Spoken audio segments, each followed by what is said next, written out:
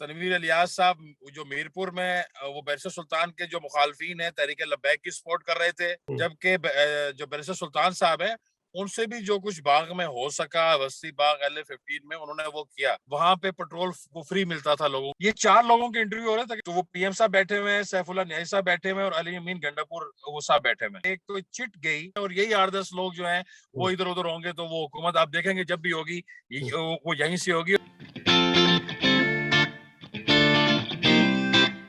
जी अस्सलाम वालेकुम। आज मेरे साथ हैं मेरे दोस्त और पुराने कॉलीग, हमने इकट्ठे काम भी किया है, वकार सत्ती साहब। वकार सत्ती इस्लामाबाद बेस्ड हैं, बड़े सीनियर रिपोर्टर हैं और आजकल जियो न्यूज़ में नुमाइंदा खसूसी हैं। और क्योंकि इस सियासत को बड़े अरसे से कवर कर रहे हैं, बड़ी गहरी नज़र रखते हैं इंतखाबी अमल पर भी, तो मैंने सोचा कि आज इनसे आज़ाद कश्मीर के इलेक्शंस के बारे में थोड़ी सी बात की जाए, क्योंकि इन्होंने उसको कवर भी किया है और कुछ अंदर की खबरें जो हैं वो इनसे जानने की कोशिश की जाए। तो सती साहब, सबसे पहले तो आपका बहुत शुक्रिया। Thank you sir. अस्सलाम वालेकुम। वालेकुम सलाम। अच्छा सती साहब, ये बताएं सबसे पहले, जो सारी दुनिया जिस सवाल का जवाब ढूंढने की कोशिश कर रही है कि इतने हफ्तों से ये खबरें आ रही थी कि बैरिस्टर सुल्तान महमूद और सरदार तनवीर इलियास में जो है वो मैच पड़ेगा वजारत उज़्मा के लिए आज़ाद कश्मीर की, तो बीच में से अचानक ये जो कयूम नियाजी साहब हैं, ये कहाँ से निकल आए? बहुत शुक्रिया वैस साहब। अच्छा, ये एक थोड़ी सी इसमें इजाफा कर दूं सर कि ये जो मैच इलेक्शन के नताइज के बाद नहीं, मैच उसी दिन पड़ गया था जिस दिन सरदार तनवीर इलियास साहब आए थे पंजाब छोड़ के। आप देखें ना, 10.5 करोड़ का सूबा छोड़ के हम्म। एक वो कश्मीर चंद लाख वाले उस एरिया में आए हैं। हम्म। जो आपको अगर याद होगा कि जो इन दोनों ने इलेक्शन लड़ा है, हम्म। बज़ाहिर ये PTI के प्लेटफॉर्म पे एक झंडे के नीचे थे, लेकिन अब ये बातें राज नहीं है कि तनवीर इलियास साहब जो मीरपुर में वो बैरिस्टर सुल्तान के जो मुखालफिन है तहरीक लब्बैक की सपोर्ट कर रहे थे, हम्म। और बाकायदा वहां पे इन लोगों ने वो फंडिंग भी की, उनको जो है वो फैसिलिटेट वो हम्म। किया। हम्म। जबकि जो बैरिस्टर सुल्तान साहब है उनसे भी जो कुछ बाग में हो सका, वस्ती बाग LA-15 में उन्होंने वो किया। हम्म। लेकिन फिर हकीकत ये भी है कि दोनों वो जीत गए। बैरिस्टर साहब को वो 9वीं दफा जीते हैं ये सीट। हम्म। हम्म। 9वीं दफा वो यहाँ पहुंचे हैं। कई सालों से, 4 दहाइयों से वो इस पार्लियामान का हिस्सा है। और दूसरा, इस तरफ अगर देखें तो इनके पास एक्सपीरियंस नहीं था, लेकिन इन्होंने वो बिलियंस ऑफ रुपीस लगाए हैं। हम्म। अब ऐसा आपने भी कई वो बारीक बीनी से कई इलेक्शन देखे हैं। इस दफा आजाद कश्मीर का पूरा आजाद कश्मीर, बिलखुसूस जिला बाग, हम्म। इसमें इतना पैसा लगा कि आप कुछ, मैं हम जब वहां अक्सर कवर करते रहे, मेरा बाकायदा बारीक बीनी से ये तीसरा बाग का इलेक्शन, सॉरी ये कश्मीर का इलेक्शन था। हम्म। आप यकीन जाने कि जिला बाग के तमाम पेट्रोल पंप्स जो थे, वहां पे पेट्रोल वो फ्री मिलता था लोगों को जो इनका झंडा लगा के लेके जाते थे। हम्म। वहां पे जो छोटी छोटी कॉर्नर मीटिंग्स होती थी, तो होता है ना, कोई बच्चे कोई नाच पढ़ता है, कोई तलावत करता है, लाखों रुपया, 50,000, लाख, 2 लाख उनको जो है ना वो देते थे। अब वहां जब जो लोग जाके अगर कहते थे ना कि हमारी वो रोड नहीं है, कहते अच्छा जी कितने पैसे चाहिए, ये हम्म। पैसे मेरे से ले लें। किसी ने कहा माम बारगाह बनानी है, उसने कहा जी हाँ जी, ये ले 1 करोड़ रुपया ले लें। हम्म। ये मैं आपको ये मैं वो चीजें बता रहा हूँ जो मैं नाम लेके, जगह लेके बता सकता हूँ। बिल्कुल। फिर एक और आजाद कश्मीर में ये चीज बड़ी जुबान ज़द आम है, और हमने खुद देखा भी कि पूरे पाकिस्तान से जो वीगो है ना, वीगो हम्म। गाड़ी, जो चूंकि वो सारा हिली एरिया है, तो हम्म। 600 से 800 वीगो वो गाड़ी रेंट पे लेके विद ड्राइवर्स, विद हम्म। वो पेट्रोल वहां पे उनको दी गई। और ये इस तरीके से ये सरदार तनवीर इलियास साहब जो है उन्होंने ये इलेक्शन वो लड़ा है। फिर इन्होंने, और जो PTI के उम्मीदवार थे, चूंकि ये वो जमात में इतने मजबूत नहीं थे, इन्होंने हर बंदे को पैसे दिए, हर हम्म। बंदे के हलके में उनको वो किया। लेकिन इसके बावजूद 8-9 या 6-7-8-9 बंदे बैरिस्टर सुल्तान साहब के ऐसे हैं हम्म। जो उनके जानसार हैं, जो उनके, अभी मैं आज सुबह ही एक वीडियो सामने आई है कि पार्लियामानी पार्टी का कल जो इजलास हुआ है, हम्म। उसमें 8-10 लोग जो है वो उनको कह रहे हैं कि सरदार साहब के बैरिस्टर साहब तुसी दसो ऐसे की करना है, हम्म। असि तुहाडे नाल हां। वो ठीक। 8-10, और यही वो लोग हैं, 19-20 लोग जो अपोजिशन के मौजूद हैं, और यही 8-10 लोग जो हैं हम्म। वो इधर उधर होंगे, तो वो हुकूमत आप देखेंगे जब भी होगी हम्म। वो यहीं से होगी। और PTI ने खुद ही कल इसकी वो बेस रख दी है। ये जो फैसला सरदार अब्दुल खान वो नियाजी साहब का हुआ है, ये कोई इतना कश्मीर में भी इतना मकबूल नहीं है, लोगों ने इसको एक्सेप्ट नहीं किया, इवन पीटीआई के लोगों ने इसको एक्सेप्ट नहीं किया। अब ऐसा वहां पे इसकी वजह क्या हुई? क्योंकि जो इनका इंतखाब है बज़ाहिर वो वैसा ही लगता है जैसा पंजाब में उस्मान बुज़दार का और केपी में महमूद खान का था, कि अचानक नाम सामने आ गए थे और लोग हैरान हो गए थे कि ये कौन लोग हैं और इनका इंतखाब किस लिए किया गया है। अब ऐसा हम आजाद कश्मीर को केपी या पंजाब से उसका कंपैरिजन नहीं कर आगे है। आपको कोई एक एक वो कॉन्स्टिट्यूंसी नहीं मिलेगी जहां पे 60% से नीचे वो टर्न आउट हो।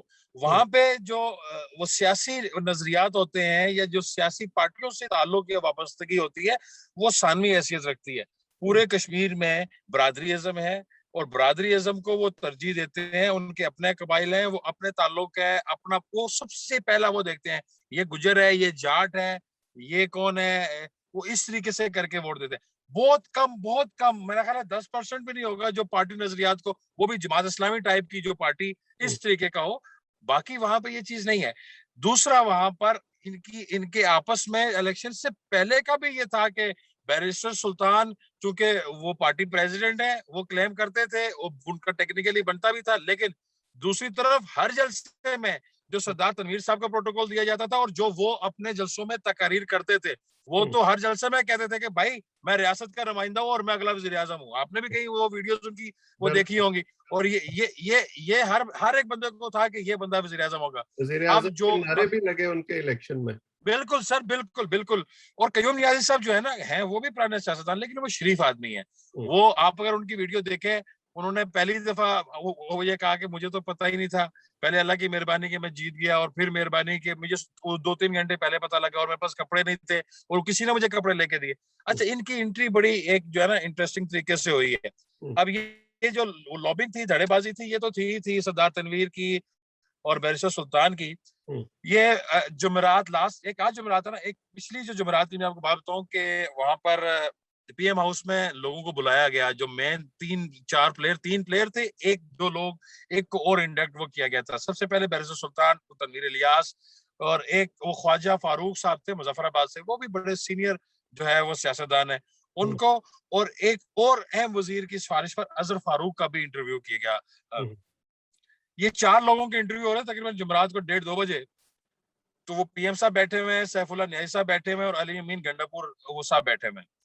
तो वो बताया ये जा रहा है कि वहां पर एक कोई चिट गई और उसके ऊपर ये लिखा गया कि था कि हमारे अदाद शुमार के मुताबिक या मेरी कैलकुलेशन के मुताबिक 13 या 18 का जो वो हिंसा है वो हमारे लिए काफी बाबरकत और जो है वो फायदेमंद साबित हो सकता है आजाद कश्मीर की हुकूमत के लिए भी और पीटीआई के लिए भी।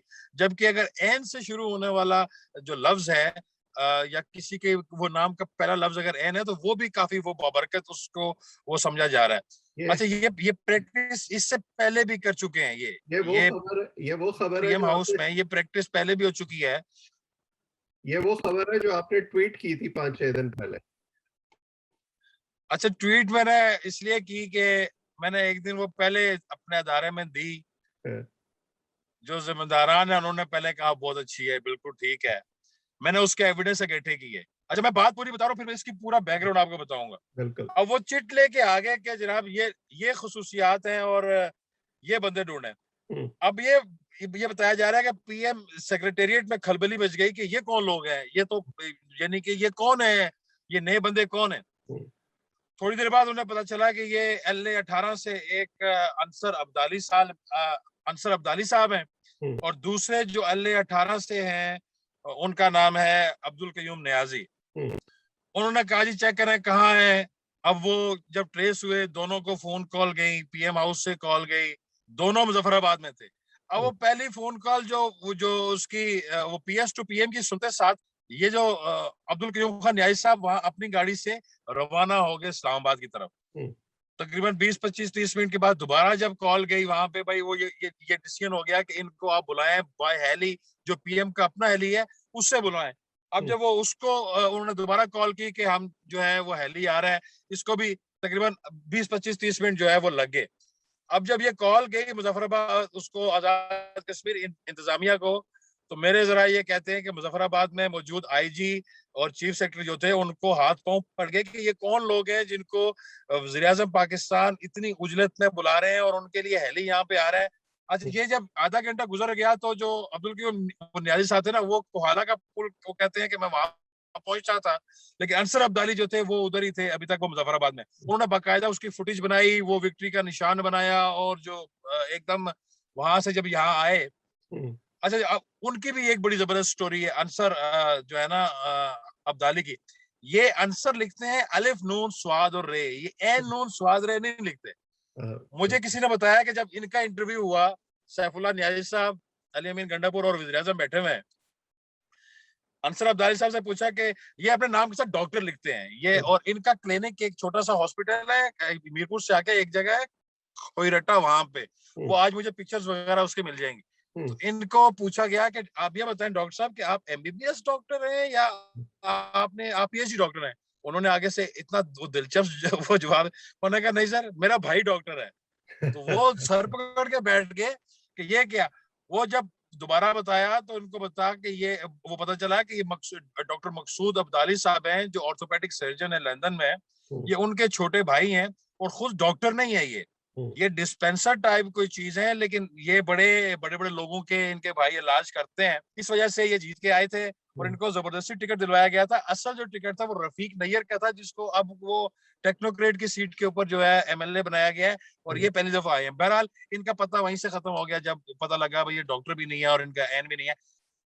ये जो है दूसरे वो कयूम नियाज़ी साहब, इनका वहां से उन्होंने जो है ना वो तय करना शुरू कर दिया कि भाई ये बंदा होगा, लेकिन आखिरी दिन तक शाम तक बिल्कुल नहीं पता चला भाई क्या है। लेकिन बाकी मेन जो प्लेयर्स थे उनको आहिस्ता आहिस्ता वो कॉर्नर करना शुरू कर दिया। आखिरी जो मेन प्लेयर्स थे जैसे वो ख्वाजा फारूक साहब हो गए, अजहर सादिक साहब हो गए, इन्होंने आखिरी रात को बैरिस्टर सुल्तान को जो है वो कमिटमेंट भी दे दी, मुबारकबाद दे दी और उसके बाद ये चीज क्लियर हो गई थी कि शायद अब बैरिस्टर सुल्तान ही है। अब यहाँ पर उसी रात को अगले दिन यानी कि कल रात को जो एक रात जो अब गुजरी है, इससे वो पुरानी रात को मुझे किसी ने बताया, ये बड़े ऑथेंटिक जराए ने, कि सरदार तनवीर इलियास साहब चार्टर्ड तैयारे के जरिए लाहौर गए हैं। अब जब आपको पता है इस तरीके की जब वो मूवमेंट होती है तो एविएशन है, एयरपोर्ट है, वहां से पता लग जाता है कि कौन क्या। वो लाहौर में एक खातून है फरा नाम की, उनके पास गए हैं और जो खान साहब के निकाह में भी शामिल थी और बुज़दार साहब के हवाले से उनके शौहर का भी उनके पास गए हैं और उनसे कंफर्मेशन चाहिए इन्होंने कि आप बताएं कि मेरा क्या बनेगा वहां पे। तो उन्होंने टेलीफोन किया उसी आला रूहानी शख्सियत को और उन्होंने कंफर्म किया कि नहीं वो नहीं है हमारा, तो कुछ और है। तो ये इनको वहां से कंफर्म हुआ कि हो मैं भी नहीं हो रहा। बहरहाल ये वापस आ गए और वापस आके जो है ये दूसरे दिन वहां पे सारे प्रोसेस का वो हिस्सा बने और इस तरीके से सरदार अब्दुल वो कयूम खान नियाज़ी साहब जो हैं, जो खुद नियाज़ी नहीं है, वो वैसे मरवतन या तखल्लुस के तौर के ऊपर वो साथ लिखते हैं, वो वहां पर जो है। ये बताएं कि ये तखल्लुस उन्होंने पिछले 2 साल में लगाना शुरू किया या उससे पहले भी लगाते थे? नहीं सर, ये अब्दुल कयूम साहब जो थे ना अपने मुस्लिम कॉन्फ्रेंस, सारी जिंदगी मुस्लिम कॉन्फ्रेंस पर आए हैं। अभी 2-4 महीने पहले आए हैं पीटीआई में और ये पहले वजीर भी रह चुके हैं, इनके भाई भी वजीर थे। इनका एक जो बेटा है वो यूके में काउंसलर भी है लेबर पार्टी के, और इसके अलावा ये पहले भी ये खानदान रहा है, सियासत में रहा है। सियासत में ये नए नहीं है, लेकिन ये नियाज़ी ये पहले के लिखते थे। ये बॉर्डर एरिया जो है मीरपुर से आगे और कोटली से आगे, वहां के रहने वाले हैं। बड़े हम्बल और सॉफ्ट किस्म की शख्सियत है इनकी और अब ये आगे हैं। अब देखें ना, एक और चीज देखें, जिसने पैसे लगाए होते हैं ना, मैंने आपको पहले कहा कि कौन काफिर मुनकिर खुदा की जात का है, मसला सारा इक्तिसादियात का है। इनके साथ साथ एक जो मैं देख रहा हूँ, एक नोटिफिकेशन निकला है सीनियर मोस्ट जो है मिनिस्टर, सीनियर मोस्ट वो मिनिस्टर। आपने भी सारी जिंदगी जर्नलिज्म की है, कोई है पोर्टफोलियो? बिल्कुल नहीं है। और दूसरा उसके साथ एक वाहिद इनका भी ओथ हो गया जो है वो पीएम के साथ। और फिर कल जब पीएम आजाद कश्मीर ने पहली दफा गार्ड ऑफ ऑनर लिया तो ये मौसूफ बिल्कुल उनके साथ लगे हुए थे, साथ खड़े थे उनके। मिनिस्टर तो कभी गार्ड ऑफ ऑनर नहीं लेता, मैंने तो अपनी 20-22 साल जर्नलिज्म में मैंने नहीं देखा, लेकिन जिसने पैसे लगाए होते हैं वो किसी ना किसी तरीके से तो फिर पूरे करता ही है ना। तो ये बिल्कुल, चीजें जारी हैं अभी। वो ईगो उनकी मसाज करना ज़रूरी है। तो ये बताएँ कि अब ये जो जोड़-तोड़ अभी मज़ीद होगा, आपने कुछ देर पहले ज़िक्र किया था बैरिस्टर सुल्तान महमूद के ग्रुप का भी कि वो कुछ इतने खुश नहीं है इस अरेंजमेंट से और बड़ा मुश्किल होगा उनके लिए वज़ीर-ए-आज़म रहने के बाद कोई वज़ारत कबूल करना और एक छोटे ओहदे पर काम करना। तो आपको लगता है कि ये कय्यूम नियाज़ी साहब जो हैं वो ये हुकूमत चला पाएँगे और ये कोई अरेंजमेंट आगे चलेगा स्मूथली? अच्छा सर, बैरिस्टर साहब को एक ऑफर जो है 2-3 दिन पहले पीएम हाउस में बुला के, पीएम हाउस जो पाकिस्तान का है वहां बुला के ये ऑफर दी गई थी कि आप रियासत के वो प्रेसिडेंट बन जाएं, हुँ, आपकी जो सीट खाली होगी वो आप अपने बेटे को लड़ाएं और उनको सीनियर वजीर बना लें, हुँ, ताकि हम इमिकेबली जो है ना इसको वो कर रहे हैं। लेकिन बैरिस्टर साहब ने टेक्निकली ये उनको कहा कि मैं पार्लिमानी सियासत ही करूंगा। हुँ, इट मींस के अगले महीने जो प्रेसिडेंट के इलेक्शन होने जा रहे हैं, प्रेसिडेंट की भी मुद्दत पूरी होने जा रही है, उस वो भी उसमें इंटरेस्टेड नहीं है और वो वाला इलेक्शन वो नहीं लड़ेंगे। हुँ, इसके अलावा जो वो कश्मीर काउंसिल के इलेक्शन हैं वो भी अगले महीने होने जा रहे हैं, वो भी बड़ी अहमियत के हामिल हैं। और बैरिस्टर साहब अब इसमें देखें ना, 53 का वो टोटल ऐवान है और जिसके पास 27 बंदे होंगे वो जीत जाएगा। बैरिस्टर साहब के पास हो सकता है 27 बंदे आज खुद अपने पास ना हो। हुँ, बैरिस्टर साहब इस वक्त वो जीरो हैं जो अकेले कुछ नहीं है, लेकिन जिसके साथ लग जाएंगे, 10 के साथ लगेंगे तो 100 बना देंगे उनको। हुँ, ऑपोजिशन के पास 20 बंदे हैं इस वक्त, उसमें मुस्लिम लीग नून है, पीपल्स पार्टी है, अगर मुस्लिम कॉन्फ्रेंस को भी शामिल कर लें, जम्मू कश्मीर पीपल्स पार्टी को भी आप उसमें शामिल कर लें, तो हुँ, 20 बंदे बनते हैं। 7 बंदे और चाहिए कोई भी इस तरीके की कोई मूवमेंट जो है उसको वो कामयाब वो बनाने के लिए। और बैरिस्टर साहब के पास 8-10 बंदे ऐसे उनके जानसार हैं, जो एक आधी वीडियो हुँ, रात गए आई है, सामने आई है, उसमें ये लगता है कि ये कर सकते हैं। लेकिन इसके बावजूद अवैध साहब, जब तक मैं जाती तौर पे ये समझता हूँ कि ये जो असल जो मास्टर्स है ना, जो हुँ, इस्टेब्लिशमेंट है और हुँ, बिलखुसूस मिलिट्री इस्टेब्लिशमेंट जो है, जब तक वो नहीं चाहेगी वहां पे भी इस तरीके से कुछ नहीं हो सकता। गो के इस मामले में बैरिस्टर सुल्तान महमूद चौधरी का जो माजी है वो कोई इतना शानदार नहीं है, वो बहुत ज्यादा सब्र नहीं करते। हुँ, आपको याद होगा जो पीपल्स पार्टी के साथ जब वो थे, तो जब उनको वजीर आजम नहीं बनाया गया तो उन्होंने फिर एक ऐसा वो मूव चलाई, फिर अपनी पार्टी बनाई, फिर उन्होंने मुस्लिम कॉन्फ्रेंस के साथ भी ये किया। ये हुँ, वजीर आजम रह भी चुके हैं, लेकिन ये कम अज कम मेरा अपना अंदाजा ये है कि फौरी तौर पे तो शायद वो कोई ऐसा रिएक्शन ना करें, लेकिन जिस दिन पाकिस्तान में पीटीआई की हुकूमत अगर चेंज होती है तो वो उसके बाद शायद 1 घंटा भी सबर ना करें इस चीज हुँ, का।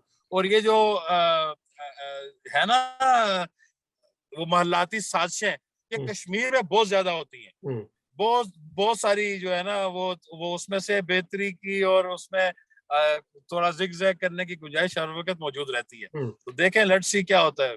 चलें, इसका मतलब है कि अब्दुल कयूम नियाज़ी साहब की जो हुकूमत है वो कम से कम अगले 2 साल तक तो स्टेबल रहेगी और उसके बाद देखते हैं क्या होता है। तो एक फाइनली मैं आपसे पूछूं, जो अब पीटीआई की हुकूमत कश्मीर में आने के बाद अंदाजे लगाए जा रहे हैं कि जो भारत के साथ हमारा एक कश्मीर का कॉन्फ्लिक्ट चल रहा है और जो हमारे वजीर आजम कहते हैं कि मैं कश्मीर का केस इंटरनेशनल स्टेज पर प्रोजेक्ट करता हूँ।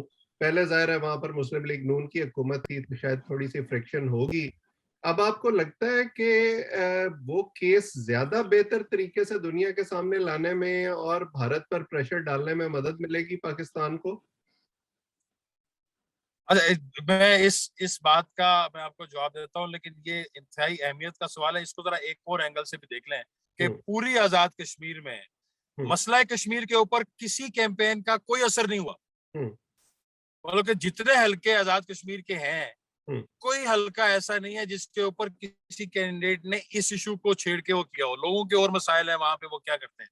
हुँ, अब चूंकि मौजूदा हुकूमत ने एक नई जो है ना बहस वो छेड़ी है उसमें, और उसमें ये शायद कहा जा रहा है कि उसको कुछ एक कोई सूबाई कोई हैसियत दी जाएगी या नई कोई कानून साजी वहां पे करने की कोशिश वो की जाएगी। हुँ, पिछली जो हुकूमत थी उसमें भी जो लोग थे और पिछली जो अपोजिशन थी उसमें जो लोग थे, हुँ, गो कि ये नारा लगा के इलेक्शन नहीं जीतते या नहीं करते, लेकिन जब असेंबली के अंदर बैठते हैं तो वहां पे कम से कम मसला कश्मीर के ऊपर ये सारे एक जुबान होते हैं, उनका ताल्लुक चाहे जिस मर्जी सियासी जमात का हो। हुँ, लेकिन ये जो स्लोगन इमरान खान साहब ने अभी दिया है, इसको तो ना सिर्फ ऑपोजिशन की जमातें बल्कि पीटीआई के अपने जो लोग हैं वो उनमें भी ये नारा इतना पॉपुलर नहीं है। लोग उसको शकूक शुबात की नजर से देखते हैं, पीटीआई के अंदर भी लोग। हम्म, तो मेरा ये राय है और एक वो सोच ये हो सकता है मैं गलत हूँ कि इतना आसान नहीं है फौरी तौर के ऊपर अगर आप उसको कोई नया स्टेटस देंगे, कोई नई कानून साजी करेंगे तो ये हम्म, इतना आसान नहीं होगा और उसको काफी टफ टाइम मिलेगा। अभी तो देखे ना, आज तो हुकूमत साजी शुरू हो रही है, वुजरा बनेंगे, महकमे होंगे। अभी वहां पे एक नई जो है तहरीक शुरू होने वाली है हम्म, कि जो रिगिंग हुई है, मुस्लिम लीग नून का एक स्टांस था, उन्होंने अंडर प्रोटेस्ट जो है वो ओथ लिया और इस सारे अमल का हिस्सा बने हैं। फारूक हैदर का ये कहना है कि हम इसको लेजिटिमेट बिल्कुल किसी कीमत पे नहीं करेंगे, हम्म, लेकिन ये है कि अगर कोई ऐसे मौके के ऊपर कोई इस तरीके की कानून साजी करते हैं तो मेरा नहीं ख्याल कि उनके लिए पाकिस्तानी हुकूमत के लिए इतना आसान होगा। या अब आजाद कश्मीर की हुकूमत की ये कैपेसिटी नहीं है ना, वो कर नहीं सकते, वो खुद कमजोर है इसके ऊपर। हम्म, इवन के अगर उनको छोटी मोटी भी कोई कानून साजी अपने लिए करनी पड़ जाएगी तो उसको भी काफी होगा। अब देखें, पहले तो ग्रुपिंग होती थी कुछ अरसे के बाद, अब तो हम्म, ओथ लेने से पहले दो ग्रुप तो बड़े वो ग्रुप मौजूद हैं। फिर इसमें यह भी होता है कि यार गुजर केड़ा है ना, अच्छा हम्म। ऐसे जाट ना सारे आपस में, तो वो ये इनके अंदर ये चीजें भी बड़ी होती हैं। तो ये इतना आसान नहीं है, ये कोई फूलों की सेज नहीं है वैसा, ये कांटों का हार है और आप आगे आगे देखें क्या होता है।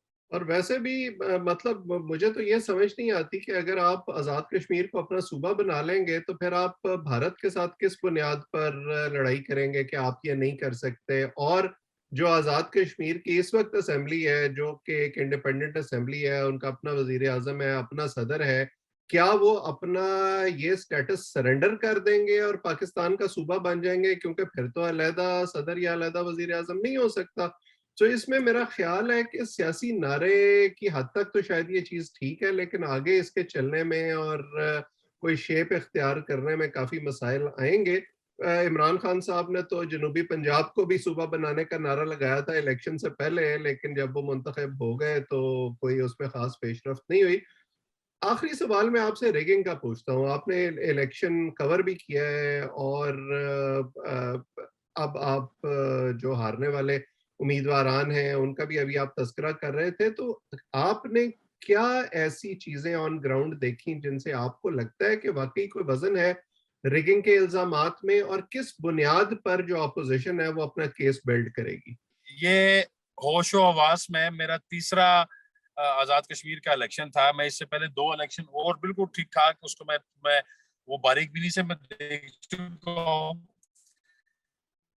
अब एक चीज समझ नहीं आती कि जाहिर है आपको तो शायद हमें लोग उस तरीके से नजर नहीं आए, लेकिन आप बताएं कि मुस्लिम लीग नून के बिलखसूस और दूसरे नंबर पे पीपल्स पार्टी के इतने बड़े बड़े जलसे हुए सर, हम्म, कि एक सीट है फॉरवर्ड कोटा की जहां पर चौधरी अजीज थे मुस्लिम लीग नून के, मरियम नवाज वहां गई थी। और हम्म, वैसा आप यकीन जाने कि हजारों की तादाद में लोग थे और वो ये ऐसा दुश्वार गुजार पहाड़ी इलाका, पेचीदा वो पहाड़ी इलाका है कि लोगों के कई कई किलोमीटर दूर वो घर हैं, लेकिन पैदल जो लोग हैं खेती बाड़ी वहां करते हैं, लोग वहां पे आए थे। और वो आखिरी गांव है वहां पर जहां पे जाके वो जलसा किया था। और आपको पता है वो तकरीबन 8-10 हजार की लीड से हार गए, जिसको कोई बंदा तसव्वुर नहीं कर सकता था। चौधरी हम्म, अजीज वैसे आजाद कश्मीर की सियासत में एक वो बड़ा नाम है, और फिर मरियम नवाज का सबसे कामयाब तरीन जलसा वहां पे हुआ था, हम्म, वो इलेक्शन हार के। बाग में अगर आप आ जाए, हमारे दोस्त मुश्ताक मनास के जो थे उनका जो जलसा मरियम का था वो हम्म, भी बहुत बड़ा जलसा था वहां पे। यहाँ की जो LA-16 की एक सीट है वहां पे चार जो पोलिंग स्टेशन थे वहां पे इन्होंने दानिशा तौर पे पीटीआई और पीपल्स पार्टी दोनों ने इलेक्शन नहीं होने दिए थे और वो 4 दिन बाद हुआ था। हम्म, पीटीआई वहां से 296 वोटों से जो है वो इलेक्शन जीती है। वो यहाँ पे LA-16 जो बाग है वहां पर हम्म, इस तरीके के 4-5 हल्के ऐसे हैं जहां पर ये कहा जा सकता है कि ये इसमें 19-20 जो है वो हो सकती है या हुई होगी। बाकी 18-20 या 15-20 वाली बात वो नजर नहीं आ रही। लेकिन जो मुस्लिम लीग नून के साथ यहाँ पे हुआ है उसका कोई अभी तक कोई जस्टिफिकेशन नहीं है, अभी तक कोई कोई ऐसी चीज सामने नहीं आई भाई ये हो क्या गया है कि मुस्लिम लीग नून को इतना ये वाला रिजल्ट कैसे दे सकते हैं। हम्म, अब जो ऐसा ऐसा लोग कह रहे हैं, और फारूक हैदर खुद बहुत मुश्किल से जीते हैं। आपको पता है कि 300 से कम लीड है फारूक हैदर की भी, हम्म, 2 सीटों पे लड़ रहे थे। दीवान चुगताई साहब से तो ये मेरा ख्याल है कोई 6-7 हजार की लीड से आ रहे हैं। लेकिन जो दूसरी जो वो सीट है उसमें और इनका और पीपल्स पार्टी वाले इशफाक जफर साहब का वो मतलब 300 से कम का फासला है, वो डिफरेंस है। तो ये रिजल्ट है वहां पर। और पीपल्स पार्टी के अगर आप देखें तो 12 सीटें इन्होंने ली हैं, चौधरी यासीन दोनों सीटें जीत गए, और बाकी 4-5 सीटें जो आ रहे हैं वो 200, 400, 600, 800, 1200 की लीड से जो है वो आ रहे हैं। पीटीआई अलबत्ता जहां पे थी वहां पे थोड़ा सा एज उनको आया, और जहां पे नहीं थी कई हलकों में वहां पे तो बिल्कुल ही नहीं थी, मतलब वो चौथे पांचवें नंबर पे की जो है वो जमात थी। तो अलबत्ता मुस्लिम लीग नून का एक बड़ा स्ट्रॉन्ग ये स्टांस है, और अभी तक जवाब उनके वोटर्स को, उनके फॉलोअर्स को नहीं मिला कि भाई ये हुआ क्या है हमारे साथ सारा, और वो कोई एहतजाजी तहरीक चलाने की वो मुशावरत कर रहे हैं। और ये शुनीद है कि मुस्लिम लीग नून वहां से कुछ वो तहरीक इस तरीके की चलाएगी रिगिंग के खिलाफ। हम्म। तो आपकी बातों से मैंने तो यही नतीजा निकाला है कि जो प्रोजेक्ट तब्दीली इस्लामाबाद से शुरू हुआ था बिलाखिर वो आज़ाद कश्मीर भी पहुंच गया है, और अगरचे हुकूमत तो बन गई है पीटीआई की वहां पे, लेकिन जो आइंदा का सफर है हुकूमत में पीटीआई का आज़ाद कश्मीर में, वो शायद इतना खुशगवार और इतना स्मूथ नहीं होगा। अभी तक के लिए मेरा ख्याल है हम गुफ्तगू का सिलसिला तमाम करते हैं। आपका बहुत शुक्रिया। थैंक यू सर, थैंक अब यू। ये बातचीत हम आइंदा भी जारी रखेंगे। बिल्कुल जारी जो रखेंगे। दिलचस्प मालूमात वकार सती साहब ने हमें दी हैं, खासतौर पर जो अंदर की खबरें कि किस तरह से कय्यूम नियाज़ी साहब का इंतखाब हुआ, उम्मीद है कि आपको भी पसंद आई होंगी। अगर आप चाहें तो चैनल को सब्सक्राइब करें ताकि हम ये गुफ्तगू आइंदा भी जारी रखें। अब तक के लिए इतना ही। आप सबका बहुत बहुत शुक्रिया।